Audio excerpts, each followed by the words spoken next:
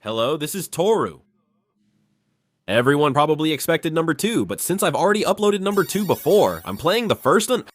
This is a game I mainly played as a kid to kill time, and I know most of you can one coin clear this game. I'll say this in advance. I did my best to get the talismans, but there are some stages where I failed, and some stages where I just gave up on the talismans and focused on survival instead. I don't resort to cheap tricks like waiting for all the enemies to come down and then rolling them like a coward. Compared to Snow Brothers 2, this game is actually quite challenging, especially in the later stages. If you don't have your own strategy, it can be pretty tough to clear, but honestly, if you let go of trying to get a high score, that difficulty is somewhat offset. Still, even preschoolers can easily play through the first world by calmly collecting the talismans. I'm not sure if it's still the case these days, but back then, in the kids' rooms at Gamjatang restaurants, there were a lot of Animal Tekken in this game. I also remember that the stronger kids would always hog the arcade machines. For reference, this game was made in 1990, and personally, I think it was the only game at the time that could compete with Bubble Bobble. I still haven't managed to clear Bubble Bobble with just one coin. With its insane difficulty and the fact that you have to get through 100 levels, it's pretty exhausting. Of course, Snow Brothers 1 isn't exactly easy either, but at least it ends at stage 50. Even though you still have to mash the buttons like crazy, you use up a lot less stamina. For those of you seeing this game again after a long time, you might have forgotten some things. By the way, unlike in Snow Brothers 2 in the first game, you can't drop down by pressing down and jump on the directional pad. The version I'm playing now is the arcade version, and if you play it on the Mega Drive, there are a total of 70 stages. If I get another chance, I'll try to beat the Mega Drive version with one coin too. Now, let's talk about the in-game factory. I don't know about Park Gosu and the other experts, but I usually prefer to roll to both sides on the top floor. Then, in World 1, you can usually sweep everything right away. In Snow, 2 various foods and desserts appear as score items, but for reference, in 1 they only appear at the very beginning. As soon as you start, you need to freeze the friend on the left while going up so you don't get hit by the enemy. You have invincibility right at the start of the stage, but honestly, it's pretty short. To be honest, I just played carelessly and ended up sweeping everything, but sometimes the minions strangely don't get hit. In the case of the yellow potion, it's better not to take it if possible. It's an item that increases your attack range, so in some ways it's a good item, but while it's fine in simple terrain like this, it becomes a handicap in the more complex terrain later on. So, not just me, but most players who enjoy this game intentionally avoid taking the yellow potion. If you want to enjoy the game more easily, you only need to get the red and blue potions.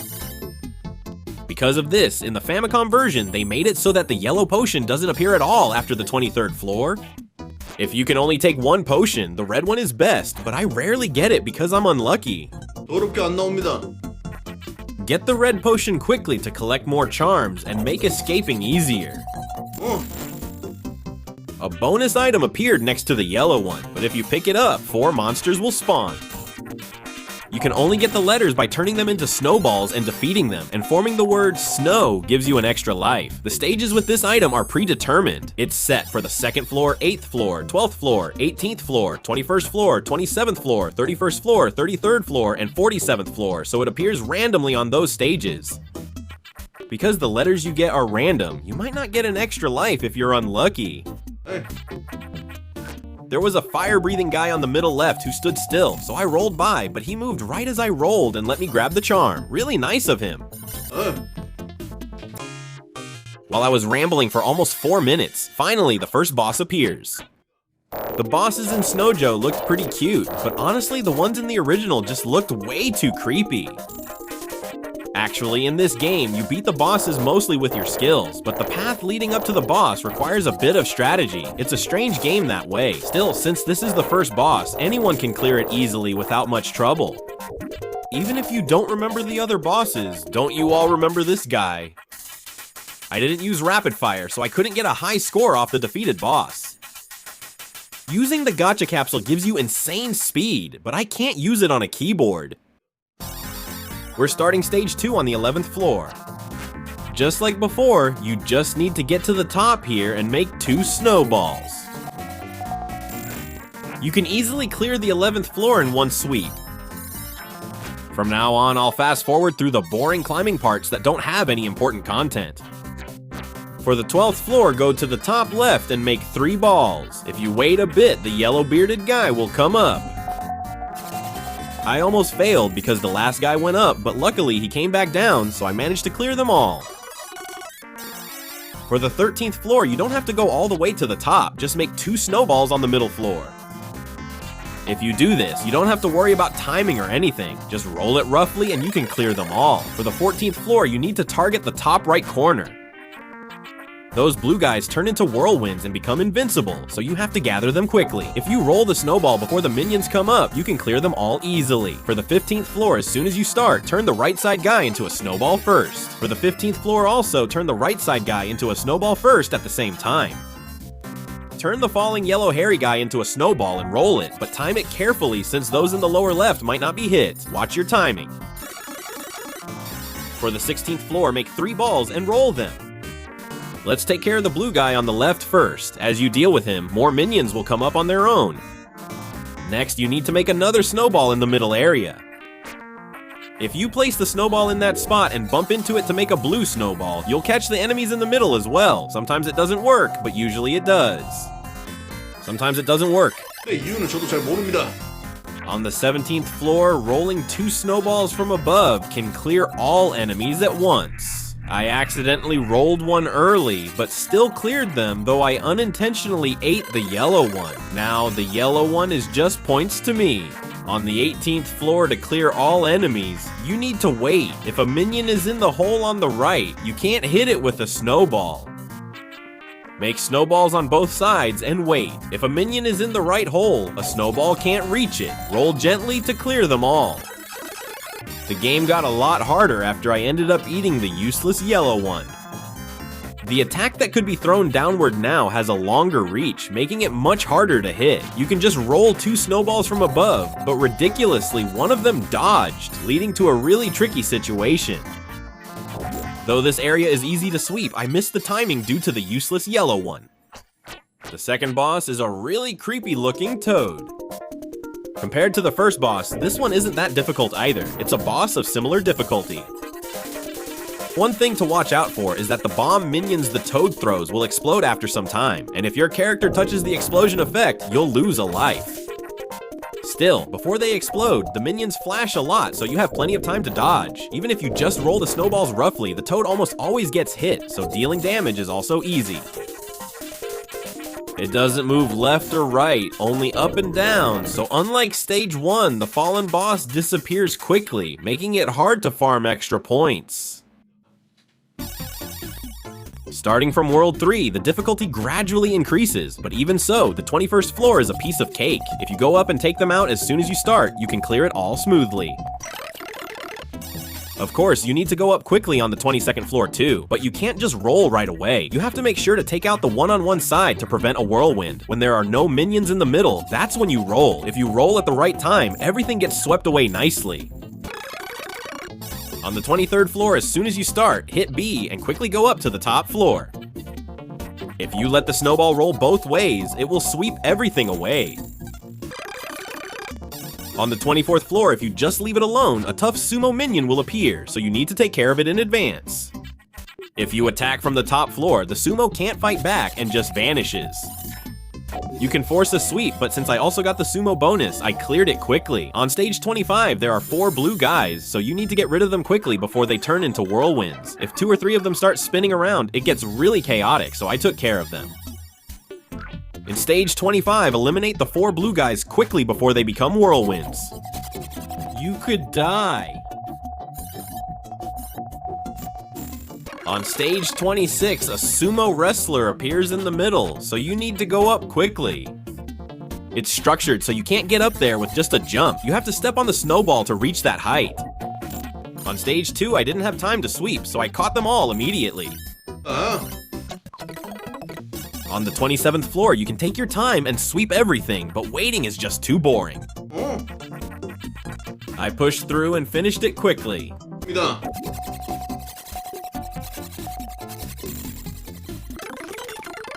On the 28th floor, a sumo wrestler shows up, but unlike before, it's difficult to take him out ahead of time. Because he keeps attacking, it's easier to quickly deal with the minions first. The sumo turns quickly and covers a wide area, making it quite threatening. 에? Because of the tigers, it's hard to safely wipe them all out, so I just take them out as I go up. If you go for a full wipe for no reason here, the whirlwinds can absolutely wreck you. Finally, it's the third boss. The twin birds appear, flying around and attacking while laying eggs. The boss flies diagonally and lays eggs, so you could get cornered and die if you're unlucky.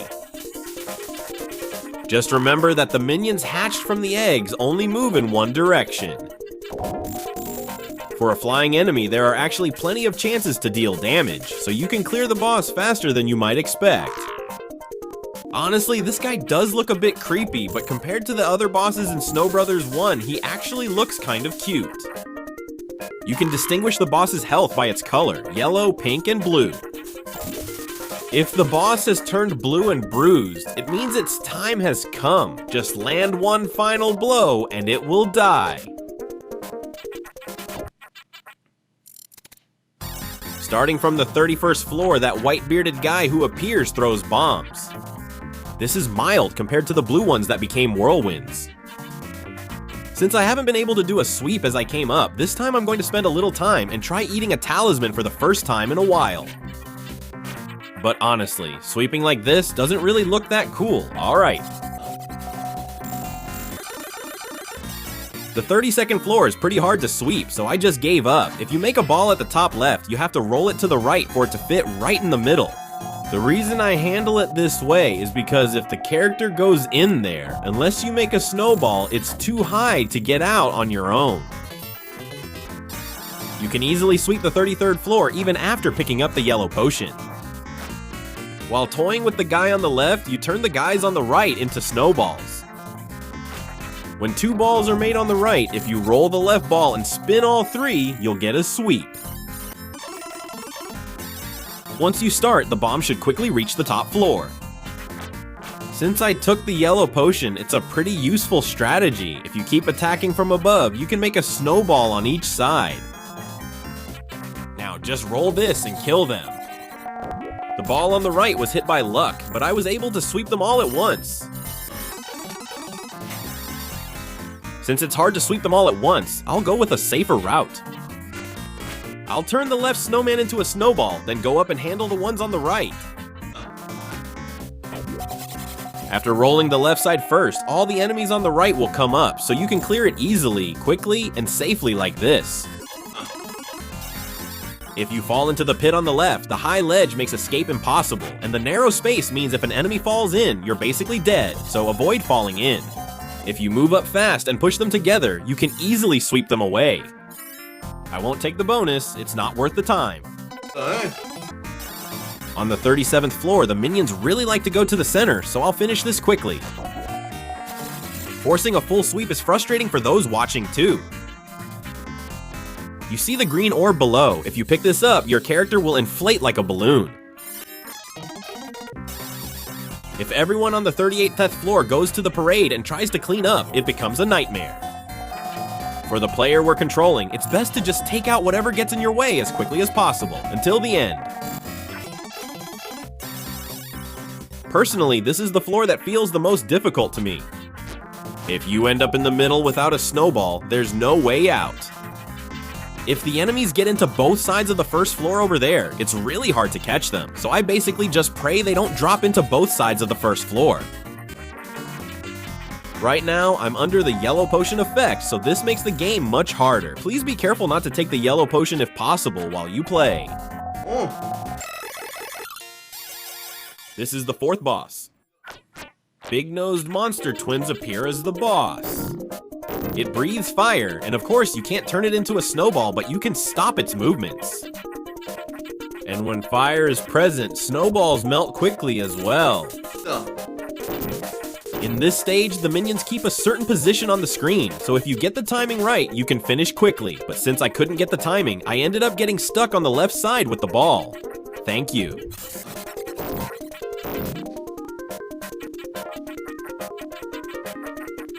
If there's only one fireball, you can jump over it, but it's risky, so I don't go for it. If only the fireball didn't stay in place, this boss would be easy to beat, but since it stays for quite a while, it gives me a hard time. Since the minions keep dropping from the right side, I need to come up with a strategy to move up to the right. With the boss on the right moving aside, the burst damage phase is about to start. As I mentioned earlier, because of the trait that tries to maintain the number of minions, you can keep rolling the snowball for a long time. If you gain invincibility while rolling the snowball, you won't need to worry about falling minions. FYI, normal attacks not only earn you points against the boss, but also deal damage. This is very effective, so landing hits will help clear the stage. Interestingly, I beat the boss using normal attacks instead of snowballs. For the 41st floor, as soon as you start, just drop down and move upward. If you wait, the enemies will come down to the center, and if you roughly make a snowball and roll it, you can easily wipe them out like this. Starting from the 42nd floor, flying minions appear, and you need to take them out first. Their movements are simple, but the map's design can trap players as they fall, making these minions quite dangerous. I didn't aim for it or anything, but I got a lucky sweep. Sweep or not, you need to eliminate them quickly here to stay safe. If you roll and clear any groups you catch after dropping, you'll finish quickly. Because Parade is scary, I chose to take them out quickly. There's also a route where you gather them in the middle and sweep them all at once, but I give up on that because it's pretty difficult for me. When there's only one left like this, it always runs far away. On the 45th floor, drop down and immediately make snowballs on each side and roll them. You can see 2 snowballs rolling around the whole map, wiping everything out at once. It usually works perfectly, though sometimes you may not clear everything if you're unlucky. What time do you think the friends in the room will clear everything out? It's easier for both me playing and for you watching if we just take out everything as it comes up. Hey! If you go down to the middle as soon as it starts and start rolling the snowball right away, you can clear this floor quickly. Here we go. There are flying guys here, so start from the nearby left floor and eliminate them one by one. This floor ends fast. Was that fast? I finished quickly, right? When it starts, head to the middle and roll snowballs to both sides to sweep them all up at once. You'd need a lot of bad luck for the sweep to fail here. Finally, it's the long-awaited final boss. You have to destroy both of the rocks on each side to clear it. The boss spits out bubbles, and sometimes it spits out items that help the player, and sometimes it spits out minions. If bubbles touch the ceiling spikes, they pop, and if a minion falls out, then you can make it a snowball and deal heavy damage. The boss also spits out bubbles that don't contain anything, and the player can get sucked into these bubbles. In that case, you have to quickly attack to break the bubble and get out. Lastly, if you can't break the bubble and it touches the spikes on the ceiling, you'll lose a life. If you touch the ceiling while breaking the bubble, you won't take damage, but if there's fire or a minion on the ground when you land, you'll lose a life. If possible, try to fight without touching the empty bubbles. I mentioned this when playing Snow Brothers and Snow Brothers 2, but honestly, I think the princess is just way too big. Even the tiny player can defeat enemies, so with the princess's size in Snow Brothers 3, about 3 coffins, I think she could easily beat the bosses. Honestly, her size is just overpowered. Weight classes are separated into light and heavy for a reason. The boss's health is 10 on each side, making it the highest. Among the regular bosses, the second boss, the Toad, has the highest health with 7, and the weakest is the third boss, 3 with 3 health. The combined health of the two is that of the final boss, but the good thing is that the boss doesn't move, so even if you don't use snowballs, you can consistently attack from behind with regular attacks. There aren't as many minions as I expected, so the ceiling has already come down quite a bit. Now I only have to deal with one side. The fire created by the bomb also has the effect of melting the snowballs, which makes things tricky. The fire melts the snowballs on the ground, so you can't roll them.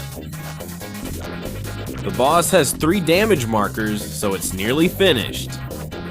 I've never seen the ceiling drop this low, but it's been a long time since I fought this hard. Like this, I managed to clear all the way to the final boss without dying even once. Please forget when I went to the boss for fun and died. This is the ending, with the sun rising in the background. There are no other cutscenes, it just ends when the sun has fully risen. That's all, this has been Dolly. Honestly, I can't finish every floor with a clean sweep. I did my best by handling what I could and quickly skipping what I couldn't. That was my best. There are videos of Snow Bros 2 from back when Dubbingman was around, so it should be fine to watch those once. If you enjoyed the video, I'd appreciate it if you could like, subscribe, and leave a comment.